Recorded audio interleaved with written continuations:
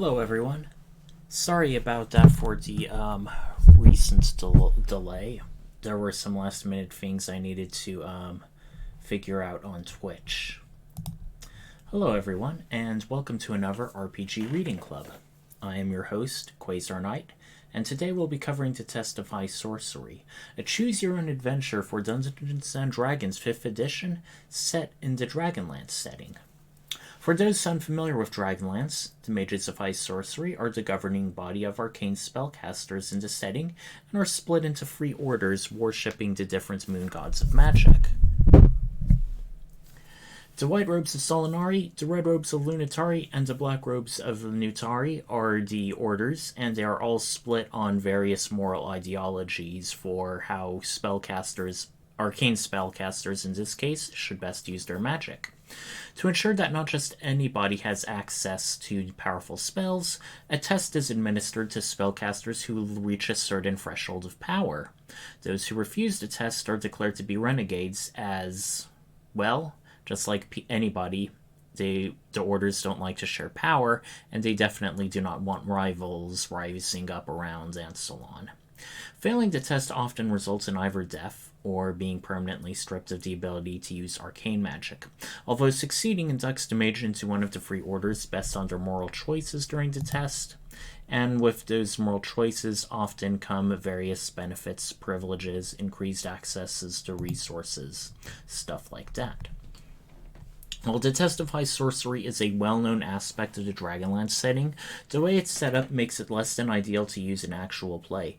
It is akin to the Decker problem of Shadowrun, where its solitary nature means that the arcane caster player goes off on an adventure of their own, while the other party members sit around doing nothing. Additionally, the test is meant to be personalized to the mage's background, skill set, so on. So in prior sourcebooks, advice for setting it up was more of a vague toolbox than actual published encounters and adventures. One moment. The Test of High Sorcery adventure is intended to rectify these problems by making it balanced for a single 4th level PC. Outright combat is rare, with the bulk of challenges being ability checks and saving throws. It is possible to complete the adventure without casting any spells, although the deployment of appropriate magic can grant advantage or automatically pass certain challenges. And as a 5th edition, there are non-wizard casters in Dragonlance's traditional era, so there's a variety of checks beyond that suited to the bookish wizard type. Silver-tongued bards and fell-handed hexblades will also have opportunities to shine during a test. There are rules for those who wish to play the adventure with the GM and group rather than literally by themselves, and destiny points are introduced to make up for the shortcomings of a single PC's limited resources. Destiny points are a form of meta-currency that can be spent to undo the effects of bad rolls and save a character from a brink of death. While you start out with 5 and can never have any more, there are opportunities to plenish them, but it is a very rare occurrence. One moment, please.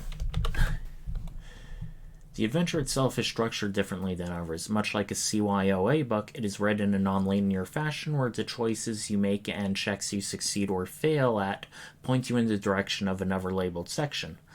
Like you see here, at the end of each place, it says go to A2 if you did this, go to A8 if you did that, stuff like that. The PDF even has embedded links where you can click to jump to that section. Like so. And let's go somewhere else.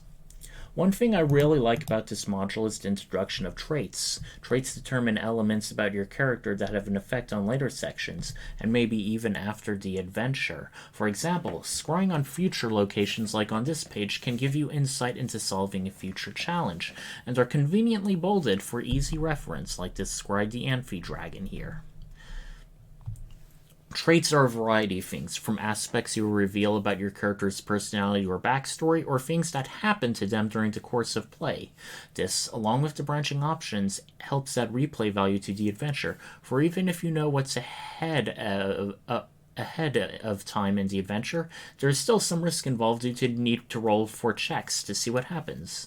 There's even an online survey at the end that asks how you played the adventure and what happened in order to see how other people scored and what were the most popular choices. As this book is still quite new, there aren't many results, but over time I'm eager to try them out.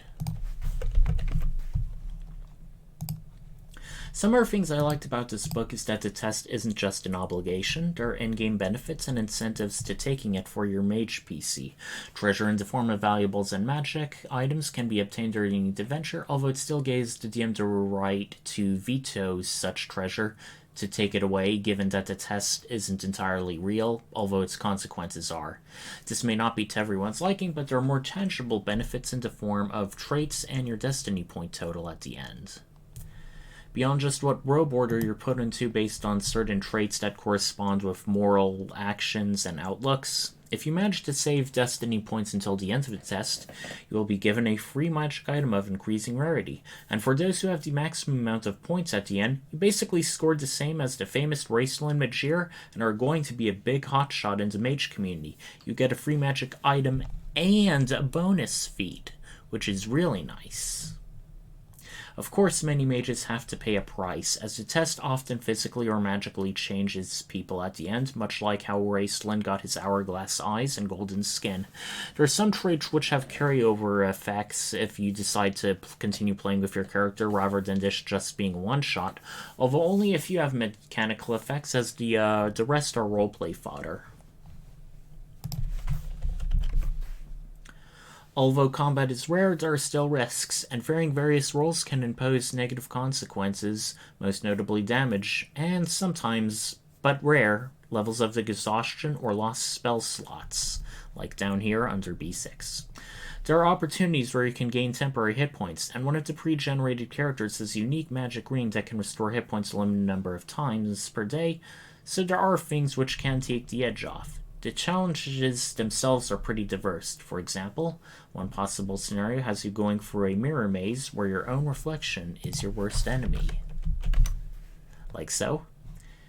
And in addition to shifting mirrors around to block your progress and stuff, your reflection will bait you into compromising choices and otherwise try to do its best to hinder your progress. Another scenario early on has a mysterious you and a mysterious boatswain going down a river filled with spirits, which can cause psychic damage from their ghastly wailing or even pull you overboard. There's all sorts of cool tests like that, which really emphasizes the high magic nature of trying to visit a famous magical tower. There's enough different paths to take that even if you end up repeating some of them, you have a fair shot of generating other challenges, so the adventure can still be different enough for replay value. There are times when the damage and consequences can be deadly, with some failure states imposing 11 or more points of damage, and a few even 20 or more points of damage or higher. As this adventure is built for 4th level PCs, and the arcane classes typically have a d6 or a d8 hit die, your stereotypical feral wizard may have around 18 to 22 hit points, while a burlier bard or warlock may have 25 to 30 hit points max on average. While you can play this adventure with non-arcane classes, like choosing an Eldritch Knight or someone with the Magic Initiate feat, the only real requirements for the test taker are to have access to spell from an arcane spell class's spell lists. So some characters may be able to tank the deadlier challenges than others, but for your typical Raceland type, they'll be feeling the hurt quite a bit. For the cases when initiative is rolled, each monster has some kind of weakness or thing the PC can take advantage of in order to avoid the fight, in order to end it early, or otherwise do more harm against the enemy. There are also environmental effects in most challenges, like in the fight with the Bukali cultists, having a ritual circle that can do damage to people inside based on their alignments. Or another interesting fight is when you're fighting at sea on a boat at sea against an amphidragon. If you rescued a captain from the storm earlier, he can grant you attacks on a belly rolls and checks. The fights are still overall pretty dangerous, and while only one fight, which is the final one, is really mandatory, given the others can be avoided in some cases, the swinginess of fights in D&D 5th edition are much less of a controlled avenue than the preceding events of ability checks, saving throws, stuff like that. To go further about enemy actions, for GM-less play, the book advises you to take control of enemies during their turns and to try and be unbiased by wanting you to root for them as much as you root for your character. However, this is easier said than done, as players have the unconscious bias of, if I die, then I won't get to experience the rest of this cool adventure. This, combined with how beefy some of the enemies can be with hit points and some highly damaging attacks, are some marks against the book. I could go on, but I wanted to show off the test of high sorcery in broad strokes. As you can see, it's a pretty meaty 154 pages, and it has a lot of content. For one of the first released Dragonlance titles on the Dungeon Masters Guild, the test of high sorcery gets high marks from me. I would recommend it for Dragonlance GMs looking for something for the arcane caster in their party, people who want a good solo adventure they can play through more than once, and others who want a good blueprint for constructing their own tests of high sorcery.